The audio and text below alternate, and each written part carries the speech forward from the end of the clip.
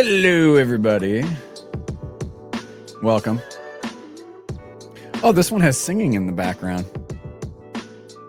Backup singing? Okay. This is like, what button am I going to push?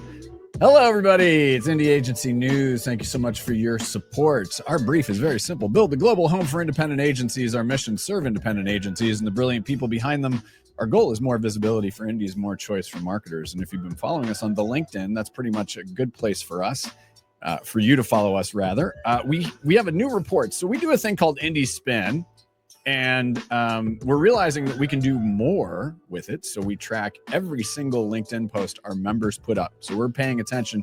We don't want our members to have to do any more work. We'll take care of it. We got you. That's our thing, is we got you. But what we realized was we could build this into a report that we could send to marketers and CMOs so they get a chance to get to know some of our agencies, get to know our members. So that's been a thing. And so that's the visibility piece. And we're going to continue to figure out how we can keep super serving our members. Got a few things cooking right now. We are about 10 days away from the deadline for Weirdos, Misfits, and Underdogs. This is one of our awards. This is our People and Agency Award.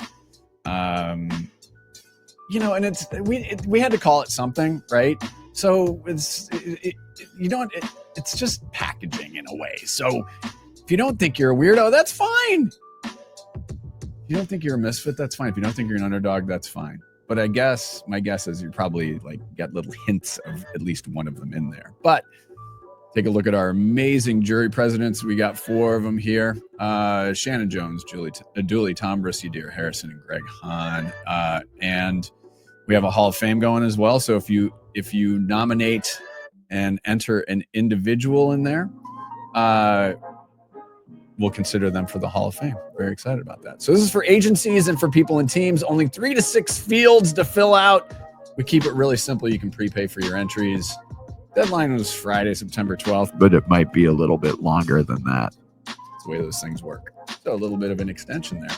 Another thing we got going on right here. And I just realized I didn't even share the screen. So there you go. Weirdos, Misfits, and Underdogs. It's been that kind of week. There you go. I was acting like it's been a week. I was having conversations. Labor Day should just be the whole week off. So anyway, there's Weirdos, Misfits, and Underdogs. This is new. Indie Agency TV. We realized that we had all of our videos mushed in with the written stuff. So we're peeling all that out, and you're getting a little sneak peek at my Canva. There you go. So Indie Agency TV, that's happening. And now, real quick, I want to talk about our preferred partners. So these are not random sponsors. These are companies that have proven that they help indies win. So I want to share something that might change how you think about scaling. So you don't need to hire to scale your media.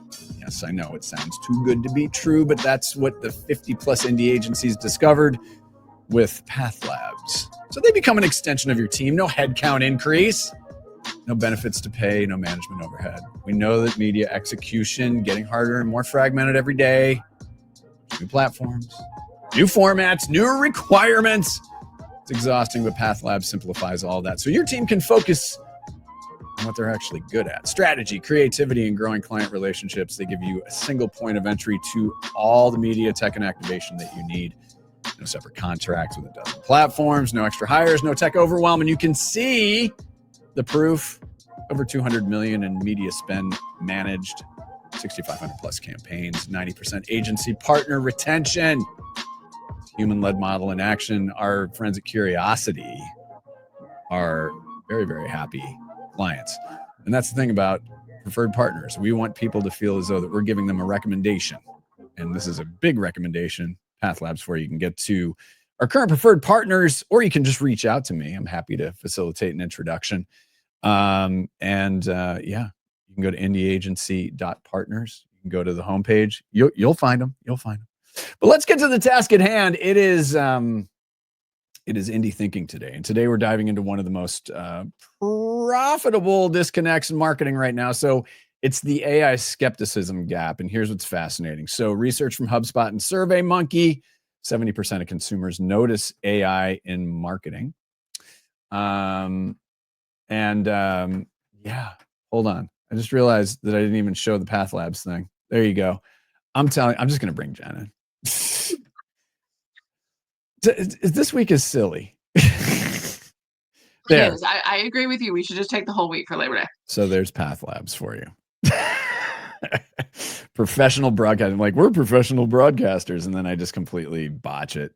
But seriously, Path Labs. There's all the information that you need. I was scrolling like it was on the screen. Oh my God. All right, so let's get back to this. So 70% of consumers notice AI in marketing. I mean, sure. Only 23% like it. Even more dramatic, 59% dislike AI in customer service. That I can understand. While 91% of boomers, 73% of Gen Z prefer human support.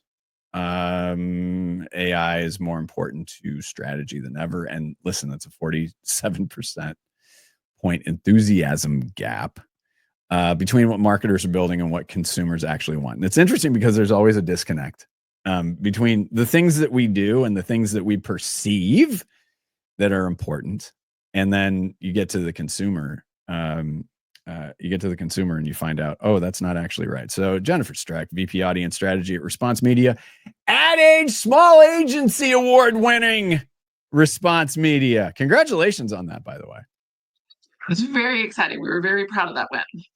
You should be. I mean, you earned it. It was really cool.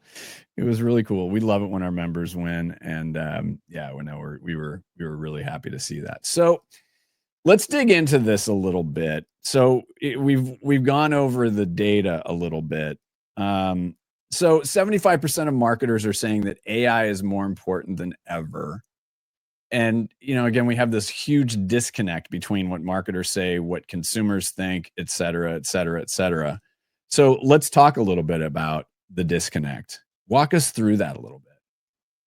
So I think there's a few things at play here. And the more I was thinking about this kind of heading into this conversation, sort of realizing that in a lot of ways, I think the AI piece is really following a little bit of that influencer curve. It's the new hot thing that everybody wants to do something with. Everybody's excited about it.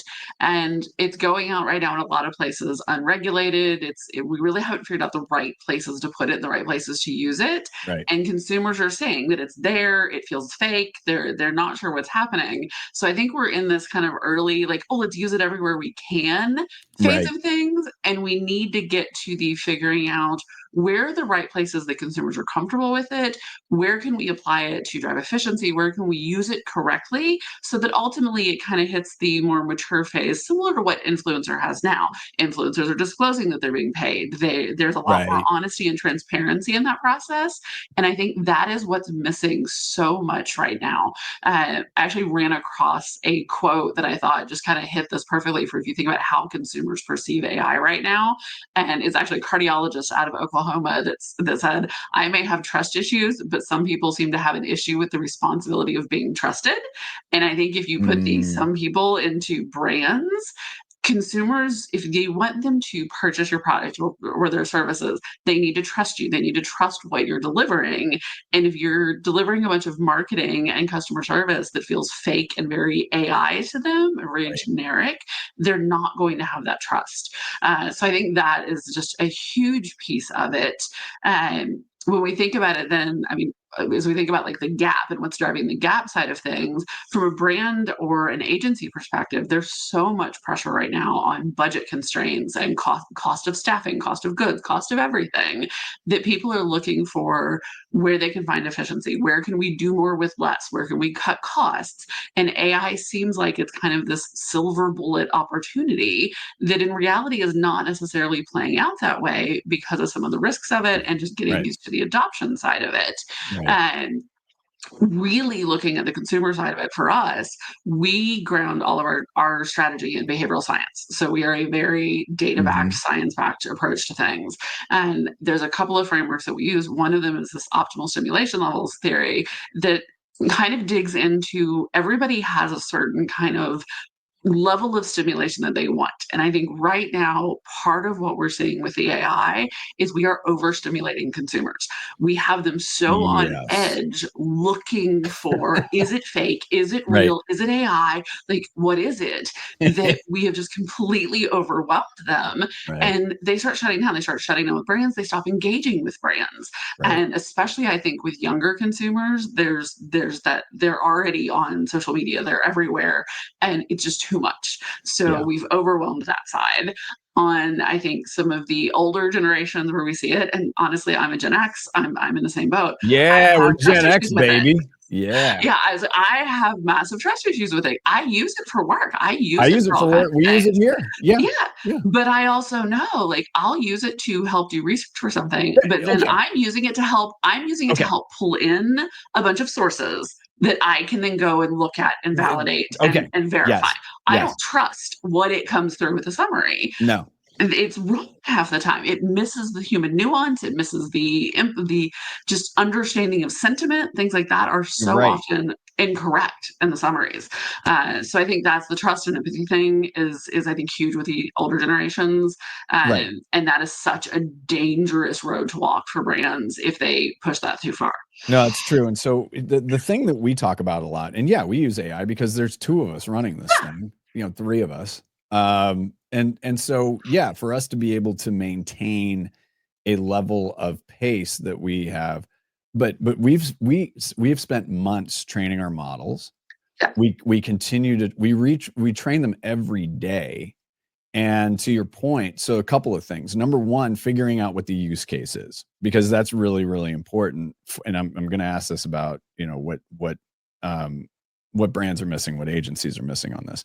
But the use case is extraordinarily important. The other thing is I do believe that if somebody's early to AI, they may feel as though that it's similar to Google search, and the lens I'm looking at on this would be my students at Portland State University.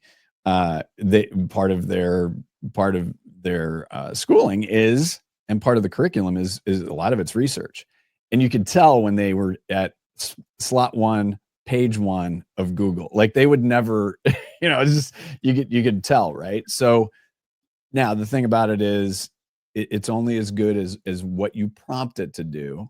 And prompting, it's kind of a cliche now.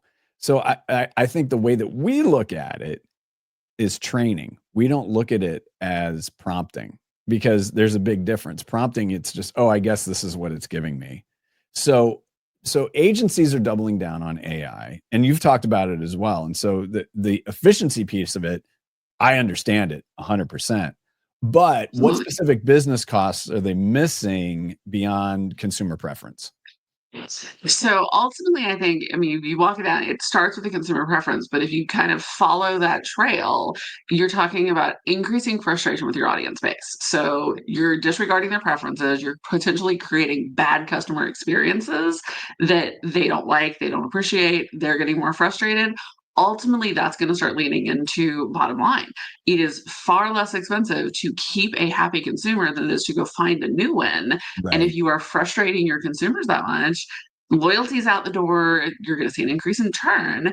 And then following with that becomes hey, they're not going to refer you anymore. They're not going to recommend the brand. They may love your product, but if they have a horrible experience, they're not going to go tell their friends to use it or to buy it. That's not how that works.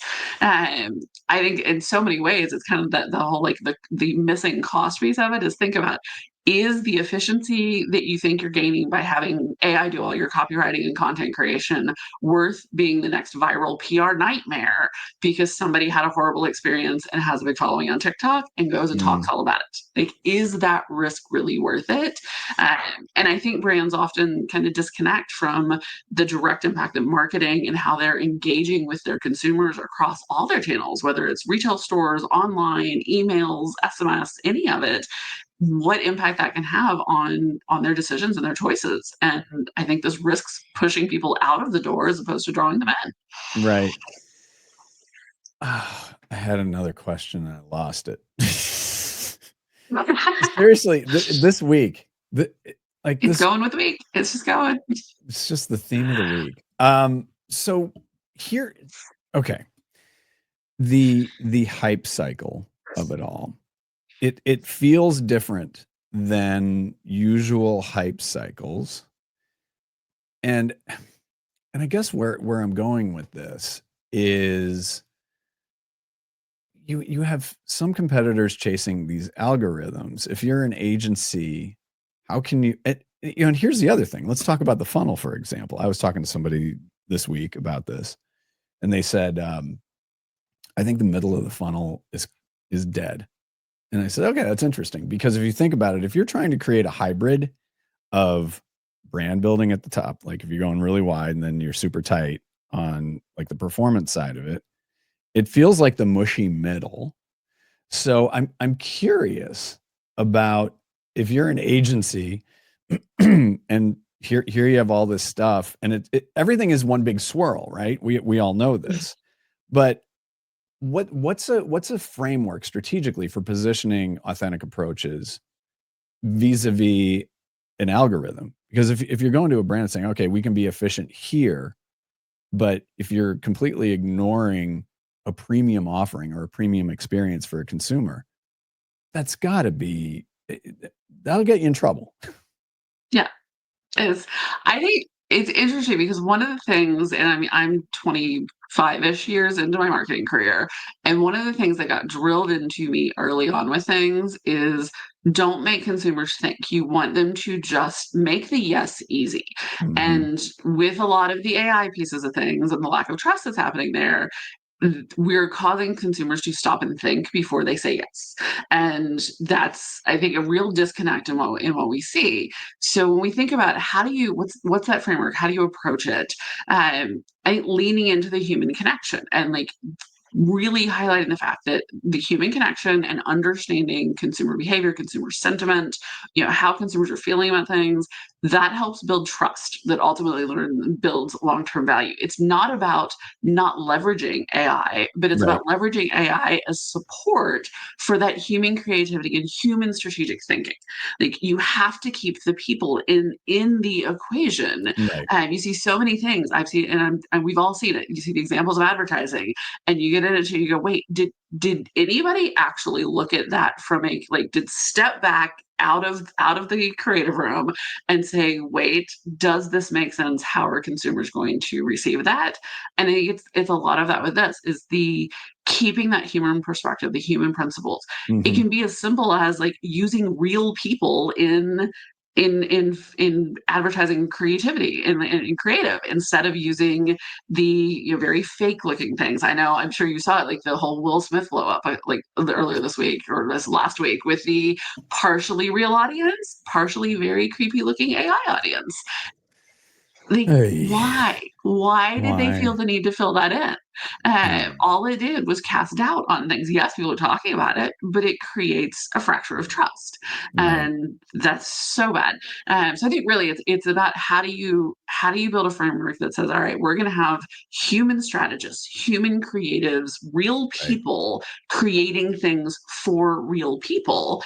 Yes, once we get a strategy together, AI can help scale it. It can resize things, it can help scale things, it can help Right. iterate things, but there's got to be that human reviewing things, Oh, calibrating things, saying, yes, this passes the sniff test yeah. for other humans. Yeah. And going back to our example, not to make this all about us, but the human side of it is incredibly important. Like we spend an inordinate amount of time, and we have to, right? Because you're trying to balance that efficiency with credibility, with authority, like all those Mhm. things. That's where the human side of it comes in. That's where that experience comes in. You're 25 years in, I'm 30 years in. Well, uh, Gen X, it's fine. hey, We're you know rolling with what? it. It's like we shouldn't even care that we're having this conversation right now. Yeah. Let's go watch Slackers. Um, I want to talk a little bit about what some of those conversations are with clients, with marketers, with CMOs. Obviously, not divulging any names or anything like that, but I'm curious about what your clients are thinking, saying, doing, what some of those conversations are like, because I'm sure that that a lot of agencies, our members included, may have a client that is either confused, or they think they know more than they know, or it could go any number of directions. I'm curious what those conversations are like and how you make them meaningful with your client, marketer, or CMO. So there's a couple of things I think we hear. One is everybody's afraid they're missing the boat. Like everyone is afraid, oh my gosh, the ship has sailed. We are completely behind. And I think which puts us all sort of in that same boat of like everybody's trying to figure out what is that right place to go. We really look at how do you kind of audit like competitor use of AI? What are the competitors in space doing? Are there things that they are doing well that, hey, maybe we should know how to replicate those things? But more often than not, it's where do we see competitors taking a wrong step or doing something wrong, taking the human out of the equation, and creating more skepticism, like reducing trust with brands. So we really want to look at how can we take what brands are doing and then level it up by making sure that we're saying where is the right places in the experience that AI can fit, but then where are the places that we should absolutely articulate, you need to preserve this as a human connection. It needs to be something that is more high touch. It needs to be coming out of human creative, human strategy, and protect those experiences to create trust. There are places, and we talked a little bit from the customer service perspective, there are places where somebody's engaging with the customer service experience. They need a quick, simple answer that is a data point that an AI can spit out to them. But if they're calling or reaching out with a frustration or a problem, you need to not send them through 15 steps of AI that's going to misinterpret what they're saying 16 times before you let them get to a person. So a lot of it is kind of helping them sit back and evaluate what is happening in the competitive space, where is it an advantage, where is it a disadvantage, and how can you really differentiate your experience to create that trusted environment for consumers, make them feel like you're respecting the fact that they can tell the difference, that you're not trying to pull one over on them. And even I think where we need to get, similar to the influencer side, if clients are insistent that they want to use AI in spaces that are consumer facing, make sure you're disclosing it. Like honestly, I think so much like influencer, just be honest and tell people you're doing it and don't try to pretend it's not AI. That is so much, I think, of where you lose trust with an audience. Right. And I think that in Europe, that's a thing. That's very much a thing. That disclosure, happens instantly, which is good. Do you think will there be a moment when that skepticism is shifted, and it feels way too early even to ask this question, to be perfectly honest, but this is probably more of a follow-up to what we just talked about. How should agencies and how should indies be preparing for all of this? How should they move this forward? How does an agency position its services? So I think, one, it is that premium element of the human side of things, like showcase and being honest with clients. Like we talk about being honest with consumer audiences. Be honest with your clients about, hey, we have senior level strategists and senior level people that are doing this. You have real people doing this. However, we are using AI to drive efficiency here, and here. That's letting us continue to do more for you with the same budgets and continue to let us stretch your budgets further because we know that's a huge concern for everybody. I think the other thing on the agency side of things is help your clients build out frameworks to measure and track the metrics that may be impacted by this. And while ultimately, like sales are going to be a big metric, there's earlier things that you can see. Are you seeing lower engagement in marketing campaigns where you're leveraging AI versus a human copywriter, human strategist? Are you seeing declines in CSAT or NPS? And if you're not tracking those, you should be, because that's going to be potential early indicators that something is going wrong, that you are losing audience engagement, losing trust. So pay attention to those things. Help build out as an indie agency. How can you support your clients in building those frameworks out and running those if they aren't currently doing them, and helping them monitor and catch things early as opposed to waiting until sales have taken on a nosedive off of a cliff in a quarter because they took a wrong step. Right. I like that. That's very concise. We do like our data on our side of things. Listen, I was telling Kyle this. I said, I was explaining, indie spin, and in a lot of ways that's data, but it's more qualitative, it's deeper. Mhm. I love seeing it because then it allows us to think about, like, how can we go deeper on this with our members? I love that. So everything is data, and data is everything. So that's Yes, data is king. That is it. it is king, queen, and court jester. It's all three. Yes. Yeah. Definitely court jester, depending on how you do it. That's exactly right. What else is on your mind? This was great. What else is on your Oh mind? my gosh. You got like a second for shameless promotion.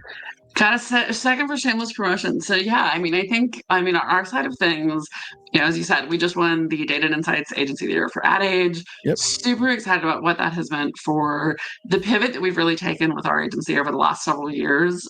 We've always been data led, but it's probably been about 5 years since we launched into the behavioral science side of things and our strategy. And it's been so much fun seeing how that impacts our clients. We have frameworks that let us dig into what is the consumer motivation, how do we segment beyond demographics to really understand and do things with messaging. And I think with this whole AI conversation, we use AI to support some of that, but it's human reviews and human perspective that is really bringing it to life and really driving success for our clients and in keeping loyalty, having new people come into brand. So a lot of exciting things that we're doing on our side. I like it. Well, I appreciate you taking the time. I'm going to put you backstage. Don't go away. This isn't a Zoom call. Okay. All right. Thanks for joining us today. All right, everybody. I'm going to try this again. All right. So again, a huge thank you to Path Labs, one of our preferred partners. They are the exclusive category partner for media execution and media service. Again, you can take a look. What we've done is we've built this so that you as an indie agency can understand the pain point, one big pain point that our preferred partners are solving. We're going to be rolling out a few more preferred partners here. If you're interested, get to us. If you're interested in becoming a preferred partner. But you can see here, Path Labs. Here's what I love. So Curiosity, great partner, but also a great member as well. Here's what I love. You just kind of click, get a free strategy call. Just super quick, super easy. But again, if you would like to meet Path Labs, just get in touch with us as well. And a reminder that our People and Agency Award, Weirdos, Misfits, and Underdogs, the deadline coming up very, very soon. We'll have more information going out to you and on LinkedIn. On behalf of everybody at Indie Agency News, I do appreciate your support. And this week needs to end. I say Labor Day week. We'll see you next time, everyone.